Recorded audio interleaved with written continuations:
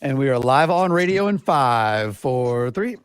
And we are back, folks, here on the Michigan Insider Sports Talk 1050 WTKA online at WTKA.com. Sam Webb, Mr. Ira Weintraub on the other side, and joining me as they do every single week to talk about the week that was in Michigan sports. This week focused a lot more on Michigan basketball, of course, is the crew from MGoBlog for the MGoBlog Roundtable. Starting things, and by the way, thanks to Phil Martelli, who wanted to make sure that he came on this week. It's been very easy for him to skip this week, like we have in the past when he had recruiting things to do or was otherwise occupied. But this week, especially, he wasn't going to not do it. And we were going to find another day to do it, and he came on today. So I want to thank Phil for doing that.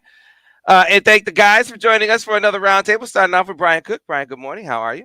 I'm well. We have Craig Ross, who I got a message for you from Al Borges that I'll play for you a little bit. Al, I love Al. So. Yeah, he shouted you out. He shouted you out unsolicited on the film study this week that we got around to doing. So heartthrob Al Borges. Yeah. Crazy how that works out. And then, of course, one Mr. Seth Fisher. Seth, good morning. How are you? Good morning. I felt bad that Borges was getting all the ladies, so I got that little lump on my forehead fixed. Hopefully, I'll be more attractive now with a cool scar instead of a lump on my forehead. Yeah, it's scars are cool. Crazy that Al Borges has become a heartthrob. That the ladies want to know where Al is. Never thought I'd see it. All right. So, interestingly, to kind of set things up, I had heard Friday as we we're getting ready for Blake's his unbelievable toy drive. It was amazing. Somebody said, "Oh man, I heard Juwan hit Sandman." I was like, "Nah." Immediately I dismissed it because I'd heard about a fight. I don't necessarily hear about everything when it happens, but I'd heard about a fight. And so day passes. We get into Saturday evening, and then more rumblings. By the time you get to Sunday morning, he's body slammed Sandman. I mean, it was like that. And then you were hearing that from coaches, scouts. It was calls from all over the country. And then Sandman doesn't show up to the game. But Juwan is there. So my initial inclination, I thought at that moment was proven true that there's no way that there was a fight because he would be at the game if there were a fight. But what happened? And that's when we get to the point where you hear, yeah, there was a verbal altercation in practice in front of the team where the two sides were separated, and he's taking some time, which brings us to where we are now, where it's an HR matter. And, we'll kind of see what happens with that. All the while, Brian Cook, this team has games to play, and in a league that seems surprisingly wide open. I think you meant to say awful. Okay, I mean, however you want to characterize it. Chicago State now has a win over Northwestern, which has a win over Purdue. That's the state of Big Ten right now. So, Brian, kind of handicap this thing. First, obviously your reaction to the Juwan Sandman stuff, and full disclosure, I like and respect both guys. So I probably should be called Coach Howard and Sanderson instead of calling them Juwan and Sandman. But that's how I know them. That's how I'll continue to refer to them. And so your take on that, and your take on Michigan and in this league coming off that Iowa victory. It's a lot there. So after the Wisconsin incident, after the ejection a couple of games ago when he wasn't even a head coach, I find it sort of untenable to continue on with Juwan if his longtime strength coach, who everybody around the program has never said a bad word about in 15 years, is elevating this to I'm filing an HR complaint with the university. That just feels like he was on a zero tolerance policy after the Wisconsin incident.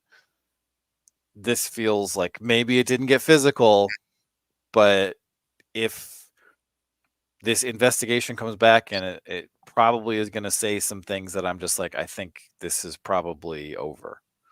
And I'm not happy about that, but I just, at some point, you have to, draw a line in the sand. And the only thing is that Ward Manuel apparently doesn't want to do anything that he's not absolutely forced to do.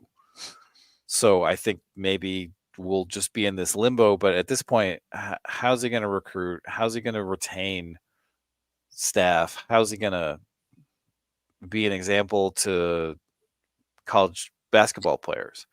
So for me, this probably seems like the end. As far as the league goes, it's an awful conference.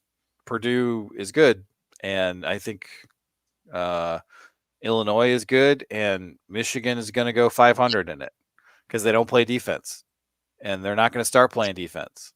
And it just feels like the Sanderson stuff connected. It just feels like they're all connected, and that this team is less than the sum of its parts. Craig Ross. Wow. I was hoping this was something that happens often in the workplace. I've been a part of it. Two employees have disagreements. They yell at each other. They shake hands 5 minutes later and say, "Sorry, bro," and walk away, and it's nothing. This is not apparently that. Because once Sanderson filed the HR complaint, and once Sanderson wasn't even at the Iowa game, I have to believe this is a more serious rift within the program. Now, the Michigan football culture, as far as I can tell, is really good right now, and even with the sign stealing thing, it still feels like coaches and players are all pulling in the same direction. Maybe this is just a function of being super successful. I don't know, but it feels that way. It doesn't feel that way within the basketball program right now, even with Phil Martelli. And this is painful for me. Phil Martelli is a great guy. He's a wonderful person to talk to. I talked to Jawan for the first time many years ago in Tommy Amaker's office, and we got along. I thought he was wonderful. I was happy when he became the coach here. My interaction with him since he's been the coach has been limited, but to the extent I've had interaction with him, it's been positive. He's an emotional guy, obviously. If you recall his original press conference, when he pretty much broke down crying just to be here. And he is a very emotional person. And that can be a good thing, but maybe not always. And so I don't know. I mean, I would like to hope that this is something that can be worked out. As Brian says, it's axiomatic that Sanderson, he's almost iconic, I think, around here. Maybe calling him an institution is right, but if the culture within the program is so bad that John Sanderson's going to walk out the door, you got a major problem, because he should be a part of Michigan basketball and Michigan athletics. So it's upsetting in terms of actual basketball. I'm not quite yet on the same page with Brian. Yes, we've been a dreadful defensive team, but we did play decent defense, and we did some things differently that we haven't done against Iowa. Iowa's a very good offensive team. They're number 25 on KenPom. We're 21, I think. They're obviously a dreadful defensive team year after year, and this year they're probably worse than ever. But Michigan did play better defense in this game. They did a couple of things, or they didn't do some things that they have been doing, which is like jumping at every ball fake. It's been driving me crazy that every time an opponent ball fakes, we're up in the air. and that seemed to mitigate quite a bit in this game. You still have a lot of problems on the Michigan basketball team, but and maybe this is just a one-off, but it did seem like there were things that were better. And as Coach Martelli pointed out, Michigan's volume shooters were terrible in the first half. They were something like 2 of 16 or 3 of 17 in the first half, yet they were still ahead, and they came out in the second half and put together a really, really nice half, to the point when they're ahead by 20 on the road against a team that, not a great team, but certainly a decent, good team. And so maybe there's some positive momentum going on here, despite whatever internal conflicts exist within the program. Seth? Head and heart, man. I mean, it's weird that we're talking about this right after their best game of the season, probably. Yeah. But here's where my heart is. I was 11 when the Fab Five came here, and I was 14 when they were all. By the time they were gone, that is like heart of the time when you could get into sports. That is my team, right?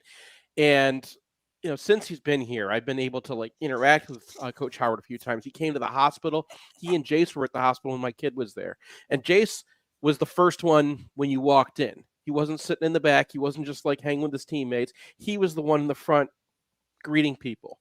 So these people mean something to me more than maybe some of the football coaches who I've never really interacted with personally. I was really kind of too young to enjoy Harbaugh as a quarterback.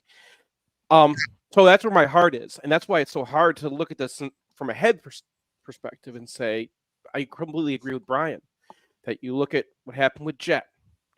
I mean, I'm just talking about not even the HR thing is an HR thing, and before I was at MGoBlog, I was a boss of a magazine, and I had to deal with an issue not exactly like this, but an issue like this. And really, there isn't a lot of dealing.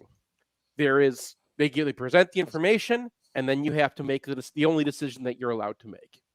That's how these things work. Once it becomes an official thing, as I understand it.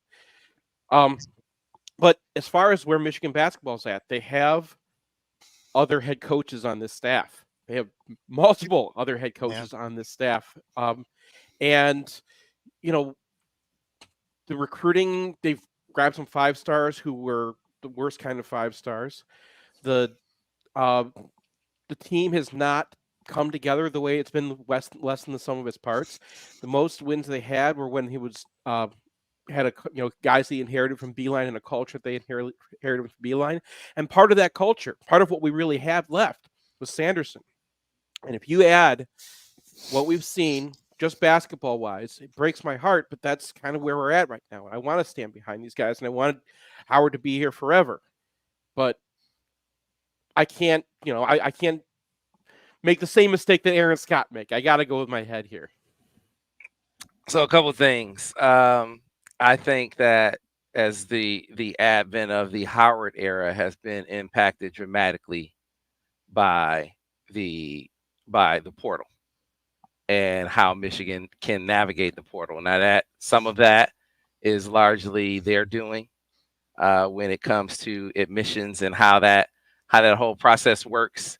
And then the other part from the staff perspective and the timing of how you navigate that, the timing of how you approach different guys and who you can actually get in. That has largely been a tougher adjustment for them to make than football.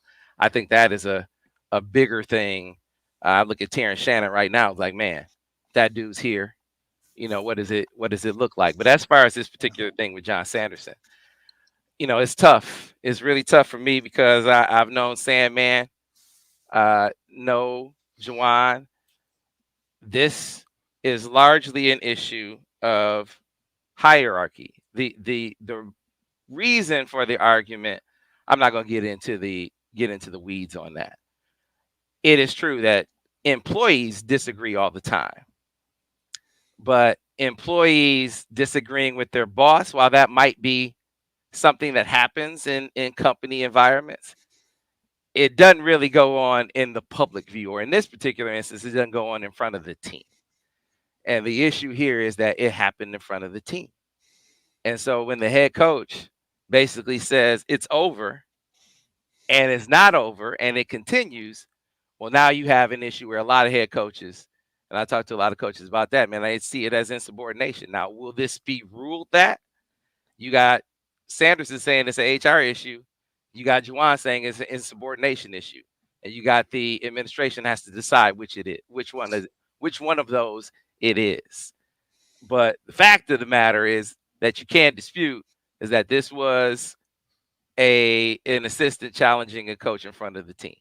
That is not in dispute. Now, whether he was warranted in doing so, whether that was warranted is something for the administration to determine here moving forward. Now, how they navigate this is the question, because coaches disagree. Staffs, I've yet to come across a staff.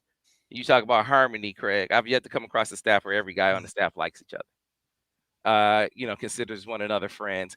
The closest that I wrote this, the closest that I've seen to it was Beeline's Bakari, Jeff Meyer, Val staff. Every other staff that I've seen has guys on it that they aren't, I work with that guy. He's my colleague. He's not my friend. Every staff that I've covered has that. So you have professionals who know how to put personal disagreements, personal relationships, put them to the side for the betterment of the collective. Can they do that here, given that it happened in front of the squad? I don't know, man. I mean, I wish I could give you a prediction on that, but I don't know. I don't know if they can do that. I don't know if, given the choice after the season is over to continue to work together, they will want to do so. I think that's a question that's going to have to be asked. I mean, if you have this kind of disruption and you also have the track record that Juwan has unfortunately accumulated, it just gets more and more difficult to move forward believing that this isn't going to happen again. And that's kind of where I am, is like, if I thought this was a one-off, like maybe something was said to Juwan that was just completely off color and he loses against Wisconsin. That's one thing. But I'm not going to say it's a pattern yet, but we're getting towards it being a pattern. And I just don't know how you can run an organization if that is a pattern. So, even setting aside the performance of the team, and you're absolutely right, Sam, is that, I mean, the biggest problem with Michigan basketball right now is Michigan's admissions. Because if you put Terrence Shannon on this team, if you put Caleb Love on this team, they're easily the second best team in the league. Easily. And, to reject guys they're not coming from, a junior college or Michigan State. They're coming from real universities. Like, this is not a reasonable thing for anyone to be doing in 2023, right? Like, we need to preserve the academic sanctity of LS&A. Like, get real. Like, most of the kids who are at Michigan right now, like most of the kids in most colleges, are expecting good grades. It's a consumer-focused university right now, just like everywhere else. And, I've talked to a lot of people who teach these kids, and it's like, yeah, this isn't like the 1960s ivory tower. This is a business. We are encouraged to facilitate by keeping these kids in school. And for Michigan to be holding on to one small aspect of what a university used to be 50 years ago to the detriment of what a university is now is ridiculous. And it doesn't seem to be preventing Michigan football from importing guys from Coastal Carolina, but Michigan basketball can't get a guy from UNC. So, or a guy from Texas Tech who's like 3 credits short of a degree or right. 6. Yeah. I mean, it's absolutely ridiculous. And that's going to be a problem if Michigan does actually move on from Juwan Howard, is that this is the portal era of college basketball. And I don't see how many coaches could look at what happened to Caleb Love and to Terrence Shannon and say that they want to sign up for this. And unless Santa Ono makes it very clear that this isn't going to happen again, Michigan's going to be behind the 8 ball in this sport permanently. Yeah, I mean, we're talking about multiple different problems with the basketball program. And I want to get back to something that Sam said, though. You said, it's a question of insubordination versus an HR issue. I've never actually seen an insubordination issue that is not on the leader, not on the subordinate. There's, if you get to the point where somebody who's subordinate to you is disrespecting you to your face in front of everybody and damaging the organization, that means there's been a failure along the way. And I don't know, I wasn't there for this, but it sounds like the failure here was that Coach Howard was taking the side of his son over how the program is supposed to work and how they do the training or whatever it was about. When it gets to that level, it is on the leader. It's not on. I've never seen a insubordination issue that was actually on the subordinate. I'm not saying it's impossible. I've seen these things happen before, and it's never been that way. Well, I've talked to a lot of coaches about this. I talked to a coach who was fired for insubordination. I talked to Vance about it. He said, "Yeah, man, I was a hothead. I told Gundy at Oklahoma State. He said I told him you're acting like a 2-year-old." And I'm not saying it's. I'm not saying right. He was right. We've seen Gundy, right? We've seen Gundy. He does act like a 2-year-old, but he said, "Man, you can't say that to your head coach. You can't say that to your boss. There are things that you can." When you have a response, here. Let me clarify. When you get a response like that, when you get an HR issue in return, that means that there's a leadership issue. I have absolutely seen insubordinates go off the rails and get fired for doing that. That happens all the time. But that doesn't seem to be this because there was a response. Now there's an HR issue. Yeah, I think that's why that's why you let the process play out. I mean, listen, I've heard the side, and I don't want to get off into the sides on this because I've heard, and I don't want to take sides on the argument. I want to get into the less subjective thing, and the less subjective thing that they're focused on is, all right, man, he was challenged in front of the squad. Now what you have to assess, and this is, I guess, where the level of subjectivity is was this something that warranted, challenging the head coach's authority in front of everyone? Was this something that warranted that? That's what they're going to have to determine. But, leaders, I think, in healthy environments want to be challenged, want their ideas, want their faults pointed out.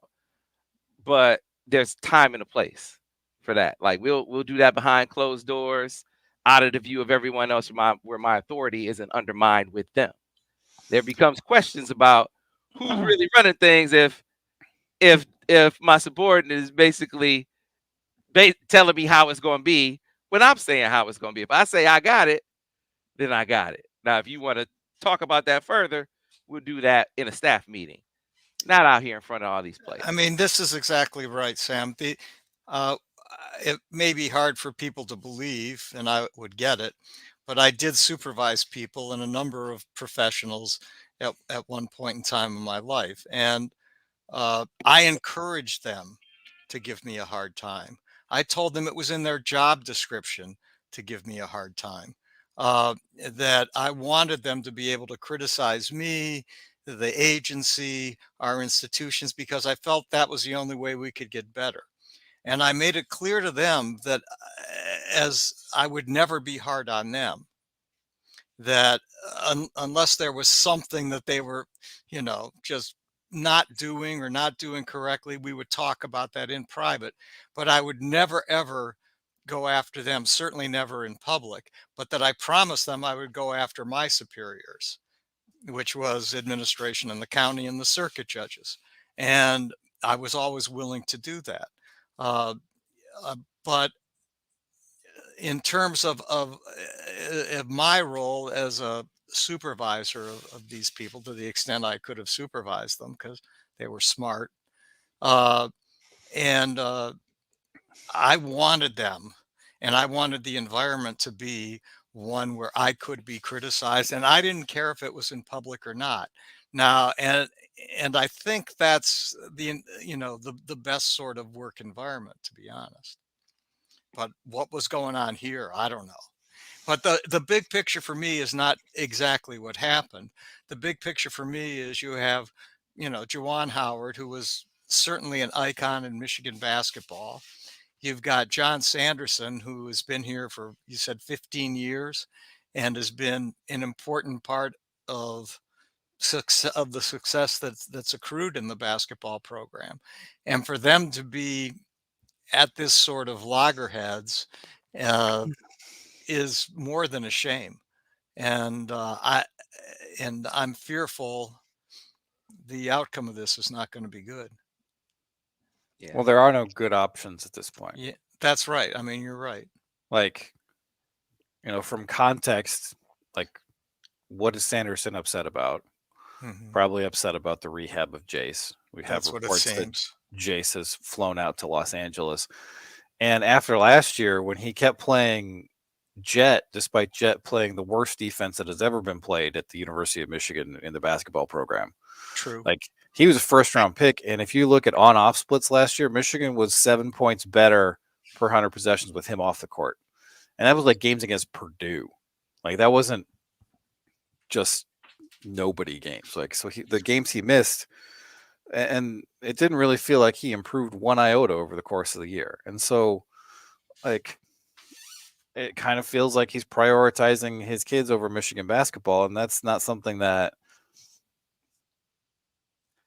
I mean, that's not going to be a problem for very much longer, I suppose. But if it has come to this point where you are having HR report worthy fight with the strength and conditioning coach who's been around for 15 years and has never had a public problem with anybody, like, how likely is it that this is a John Sanderson problem? Well, I guess we would have to know what their working relationship has been over time. Like I've said before, I can think of examples of staffs that have guys, even head coaches and assistants they hired that they aren't. That's not my friend. That's not my dude. I will not hang with him. He just works for me, or I just work for him. Has this been that kind of deal? I don't know that about Sandman and Juwan. I'm asking the question to raise the possibility. I mean, you got a situation where this was a retained guy. This was a retention that you made, and this is the kind of thing that can happen when you retain employees. I'm not saying that Sandman shouldn't have been retained. My question is this part of how their relationship arc, or is this something that just dusted up here and now? I think that's, again, something else you got to be looking into if you're the admin, now that you have an HR case. Yeah, now that it's public and now that it's a HR case, the facts are going to play out, and then you just have to let the facts decide what's going to what happens. The facts are going to include to what degree Coach Howard was, fighting on behalf of his son just because he's his son. It will include to what degree Sanderson was, pushing back against Howard, and it will. That kind of thing is going to be out there, and that's what's going to determine the decision. And what happened that day is going to determine the decision, and how physical it got is going to determine that decision. So, Well, I just kind of feel like at some point it's like, like, what's the point? Mhm. Like, what's the point of like parsing through all this stuff? Like, this is a bad basketball team that's likely going to miss the tournament for the second straight year. It looks like it's less than the sum of its parts. We have multiple incidents that are incontrovertibly negative. And for the Sanderson thing on top of it, if you lose John Sanderson, because of this incident. And it's just like I think I'm out. Like I just think I'm out. Like I'm not making any of the decisions here, of course, but like at this point, I'm just like, how is this getting better? Because the arc of this program doesn't look good. Yeah, I mean, the one quibble I would have with that is that I don't want to count this team out of the NCAA tournament yet. I mean, you did see some glimmers this weekend. There's one Big Ten team that is going to the tournament, and it is Purdue. This is the SWAC. Well, to me, that's kind of the point. Yeah. You had Michigan in the must-win game on Sunday, but Iowa was in a must-win game. Michigan State was in a must-win game, and Nebraska was in a must-win game. And a team that you thought would be contending for the national championship is now 4-5 in the basement. Below Michigan, a team that beat Purdue, Northwestern lost to Chicago State last night. If you can find some kind of rudder, even with all the flaws this team has, man, you can be less bad than the rest of them. You don't have to be great. You don't have to be good. You just got to be less bad than the rest of the teams. And as far as the outlook, listen, man, they got a good recruiting class. They actually got a good recruiting class coming in. You got some shooting. I mean, Christian Anderson has turned into a dude. I love Christian Anderson. Kanai Roos is a ball player. You just hope that he's not a one and done. He's not tracking as a one and done. He's looking like at least a 2-year guy. Like, you got some pieces, and you got a squad where the majority of it can come back, with the exception being Olivier. The rest of the guys, if you want them to, and they want to, could potentially come back. And in the current college environment, that's more valuable than getting 5-star recruits, getting veteran guys like Namari Burnett, Trey Jackson, who were their first year in the program, to come back another year. So, I mean, there's potential here. The question is, can they put themselves on the track to realize it? Yeah. I'm with you, Sam. I don't want to quite give up on this team yet. I think it's premature. But we're talking about a team that's starting Terrace Reed, Olivier Kamwa, Namari Burnett. They have the number 123 defense in America. Yep. That is, I mean, you took 2 guys from Alabama and Tennessee who were top 5 defenses last year. You have Terrace Reed, who's hypothetically an upgrade on Hunter Dickinson. You have a senior in Terrence Williams. You have Doug, who's moving from being a freshman to being a sophomore. And your defense is worse. Yeah, it got worse. It is unbelievably worse. Last year, they were in the top 50 despite all the problems. And this year, they are 70 slots worse. And I'm just like, at some point, at this point in John Beilein's tenure, he hired Luke Yakovich because he's like, I don't know what I'm doing on defense. And I've got Xavier Simpson and I got Charles Matthews. And this is not a team I can coach reasonably well. And that's the kind of thing I guess I would have to see. I don't see how you can possibly continue with this coaching staff because you have an abominable defense with good pieces. And at some point, something has to change. Well, that's fair commentary. All I'll say is that this last week we went from 137 to 123. All right. I know what you're going to say, and you're right. But all I'm saying is it's just a little too soon to give up on it completely. We gave up 1.707 points per possession to Iowa when they shot 25% from 3. Yeah. That's just Iowa didn't shoot well from 3. That there was no revelation. There was no we really got it now. Iowa's not as good as old Iowa, by the way. This is not like I agree with that. This is not a blitz you offense. They're just as bad defensively as they've ever been, but their offenses are not good shooters. Right, and I'm just they lost to Long Beach State, giving up 94 points at home. At some point, Why would I believe this would change? Well, I hear what you're saying. I'm not. It's hard to contest, but I still feel like there's some glimmers there. I mean, I believe in your predicate, and because that this is a team that has parts that should theoretically fit together. I mean, it's been the homily for a month here, and that's that. In fact, we said it on a prior show. We thought, well, maybe Michigan will be Rutgers, this just kick-ass defensive team that struggles a bit on offense. But well, it's turned out it's the opposite. We're Iowa, right?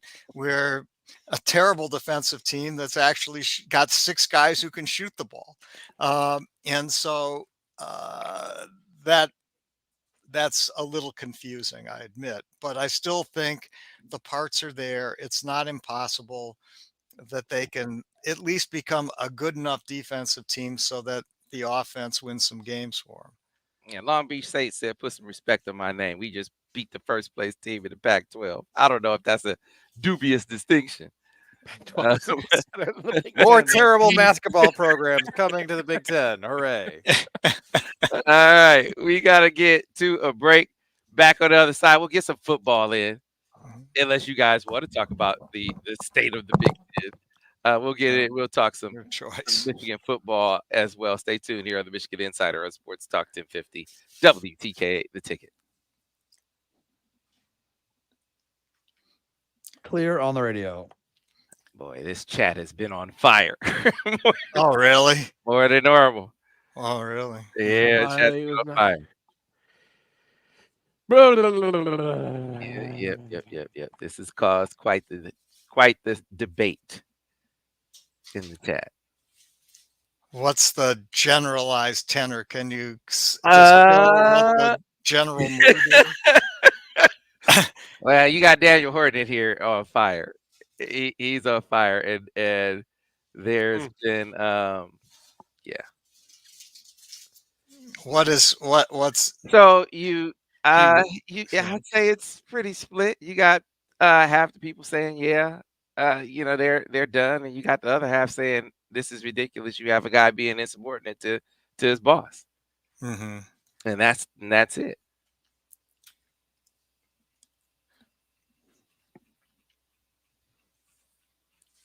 There are too many. Okay. There are too many. I'll try to. I'm reading them. There's some points in there. Yeah. So, yeah, I don't know what you do about the admissions thing. I mean, you hope that they find some sort of allowance there, because Terrence Shannon doing what he is doing for Illinois is it's appalling. It's appalling. Yeah. How many breakdowns last year did we go through? And they're like, "Okay, man, if we only had a wing. If we only had a wing." I'm still doing it this year. Every time I go into the previews, I'm like, "Oh man, if we had a wing to stop this guy, this would be great." Also, Caleb Love is playing 70% of Arizona's minutes, and they're the number 2 team in the country. Yeah. So, and that guy was playing for North Carolina. Yeah, I hear you. It's just like, what, like. Yeah, and your point is good, Brian. I mean, even if there is a transition, how does in today's basketball environment, how does a coach come in and say, "Yeah, I want that job," but no, forget it. You're only gonna get grad transfers in the portal. Mhm. And when today's environment is all portal driven, All right, so so I'll That's- just run through a few. That's that one, yeah. and then this Nancy 11, that's underachieving basketball program. Yeah.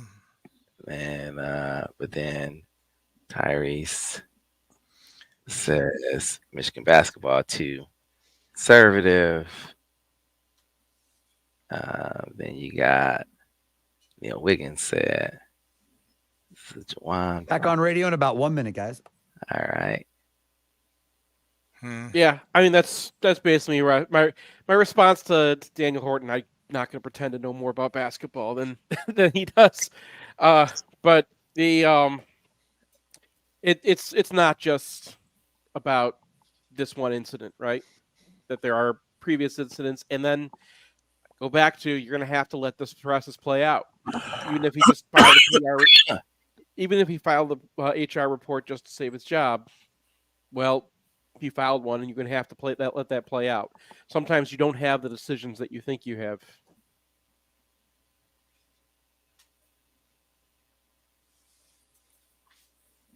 Okay.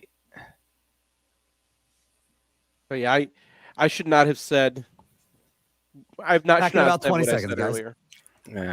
What did you say? I don't even. I bet That, you shouldn't have said. that's always a leadership problem. I meant that only in a small that in this scenario that it was more of a leadership problem. I should not have said it as more as generally. All right, guys, as I stand did. by. We're coming back on radio in 5, 4, 3. We are back, folks, here on the Michigan Insider Sports Talk 1050 WTKA online at WTK.com. Sam Webb, Mr. Ira Weintraub on the other side. Before we get back to the crew, I want you to get on board with Brighton Ford. If you're in the market for a new vehicle, call 1-800-NEW-FORD. Make it out to the lot at 8240 West Grand River Avenue in Brighton, Michigan. That's where John Cuter and his crew will take great care of you with deals that can't be beaten, like the one on the 2023 F-150. That award-winning pickup, $155 a month. That's right, $155 a month, $3,500 down, or $282 a month with $500 down, or the 2023 Escape Active all-wheel drive, $178 a month with $3,500 down, or $306 a month with $500 down. And last but not least, the all-new 2024 Edge SEL all-wheel drive, $172 a month with $3,500 down, or $296 a month with $500 down. For those and other great deals, get on board with Brighton Ford by going to BrightonFord.com. Call 1-800-NEW-FORD or make it out to the lot at 8240 West Grand River Avenue in Brighton, Michigan. So, fellas, we are another week closer to the Rose Bowl, another week deeper into the Alabama Scout. I'm curious if your opinions of the Crimson Tide and what they do and who they are, whether it's evolved any since last week, and your thoughts on the matchup as you get deeper into the position battles, if you will. I mean, it's going to be tough for Michigan to throw the ball against their corners. So, most recent, I think Matt Miller draft on ESPN has both of their corners going in the first round, and it's actually Terry and Arnold who's the less hyped one who goes higher in his mock draft. And I believe that Roman Wilson's going to be able to get open against those guys, but not maybe as consistently as he has for much of the year, because he has not been like the elite shake and bake route runner. He's good, but he's not that Kansas State kid from back in the day, Lockett. He relies heavily on the fact that he's the fastest person on the field. I don't think that's going to be the case against Alabama, or at least it's going to be close enough where he might have a little bit of a muted impact. And I still think that Michigan's going to have to do their work against their linebackers with their tight ends. And I'm really hoping that we finally get to see a Donovan Edwards game this year, because he looks like the kind of guy who can break this Alabama defense, hit some big plays, just move the chains with him as a weapon that comes out of the backfield and is used much more frequently than he has for most of the season. So I still think Michigan will be able to run the ball pretty decently. And then the Milroe thing is like they're going to have to dedicate resources to preventing him from just chewing up yards on the ground.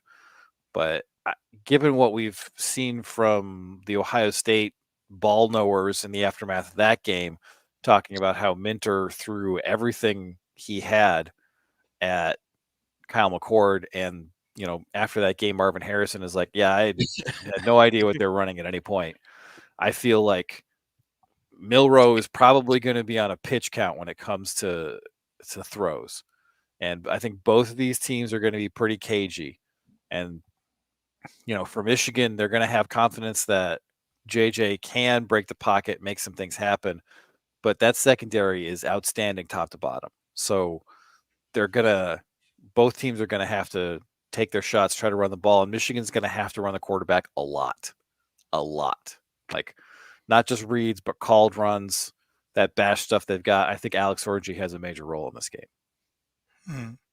Yeah, I've just started to look at Alabama tape. I'm watching the Georgia game. They're good. I'm not really sure they're a better team than Ohio State. To me, they look about the same quality as Ohio State. I ran numbers, net yard per pass attempt. It has Michigan winning this game by 7. And you look at the macro elements of it. You've got them Alabama losing to Texas at home by 10. You've got them having trouble scoring against USF. Scored 17 points in that game. Trouble scoring against Ole Miss. They did beat Texas A&M by 6. That was on the road. They beat Arkansas, which did not have a good team, 24-21, and that was at home. The Auburn game was 27-24, a game they should have lost. And in that game, I didn't realize that the turnovers were 3-0 favoring Alabama. And they still only won by 3 points at the end of that game. Auburn was able to run the ball against them effectively. I think that Michigan can. I think it's going to be hard to hit them outside, but I think you can run in between the tackles on them from the little bit I've seen on tape. Obviously, beating Georgia is a good win for them, and they are a good team. But I don't think this team is unbeatable. I think it's a team Michigan can beat from what I'm seeing so far. Seth? I mean, these guys almost lost to Auburn. So I mean, the line on them is that like they're a team that got better over the course of the season because they're so young, which does happen. They've got freshmen at tackle. They've got true freshmen starting at safety. They've got young guys all over the place because that's what they do. They get 5 stars and they get the top of the class and they put them in the top of the draft in 3 years. That's who they are. And that kind of team gets better. And Milroe is going to be awesome next year or a year after. He is going to be a Heisman candidate. He is going to be unstoppable. And you're getting him right now where he's still kind of not sure of everything. Brian hit the nail on the head as far as using the quarterback. Because I don't like their defensive tackles as much. I think that they're young. They make mistakes. They remind me a little bit like Chris Hinton, like 2 of them, where they're talented guys and just not quite there yet. And I kind of see this team a little bit like 2021 Ohio State, where you can just move them down the field, except the way they play is the same defense they've been playing since 2007, right? Where he plays that version of cover 3, that switch defense that's always going to add a safety from one side or the other. So they're always going to be 8 in the box unless you're, on a passing down or they're throwing a changeup at you. So they're always going to have that extra guy in the box. And the way you fight that, the way you get up one again, is having the quarterback in the run game. And that was their problem against Auburn. That was the problem against Ole Miss, I think it was. They've had issues when they have to, because they're going to still leave that one guy high, and that's how they want to play. When you leave one guy high, Michigan fans know this all too well from the pre-Don Brown era. That's going to be a problem when you don't have somebody to match the quarterback, if that's the game that you're playing. So I think Michigan can one-on-one beat them on the offensive line. I think that running in the middle, I think that Blake Corum should have a good day. This is a good day. Brian mentioned Edwards. This would be a great day for Corum to have his game of his career. So that's where I see this game going, and hopefully we can just bash him down the field, but you're going to have to get the quarterback involved because they're going to add that safety to match it. Yeah, I agree with that. I think that point that Brian made at the onset, quarterback runs have to be absolutely established early in this contest. I mean, I'm not to say you aren't using it throughout, but that has to be a staple. I think it's a key to the run game being unlocked against the teams that you can run the football against, but they are better. I mean, the USF game to me is the line of demarcation It's an inflection point because he started Tyler Buchner in that.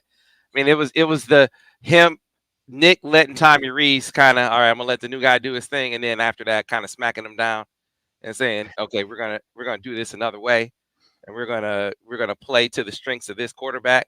And you get to the Georgia game, and I got the guys watching that. And I think Vance watched it live, and he said, man, what stuck out to me in that game is they were deathly afraid of Jalen Milroe running the football. And I'm thinking, why? Because you played such a passive defense. You would double spy him at times and rush 3, and he has that all day in the pocket, and you allowed a guy who is not a great passer to find some early rhythm. So I agree with you gotta come after him. He gets a couple runs, he's gonna get some runs. You gotta come after him. You gotta make him uncomfortable. Rely on your front, your movement up front to get some heat. And if he pops a few long runs, fine. I'd rather have him running the football than getting established as a passer. Now he has a two-way go. That's my take on it. We can get deeper on it the week of the game, because next week, fellas, we're traveling. We're out and about. You got any thought? Oh, I can't even get into signing day. We can come on signing day. We'll be on next week. We'll talk signing day next week. So that'll do it for today's show. Another outstanding roundtable, folks. You can find the guys over on MGoBlog. You can find us here tomorrow on the Michigan Insider on Sports Talk 1050 WTK The Ticket, the official voice of the University of Michigan.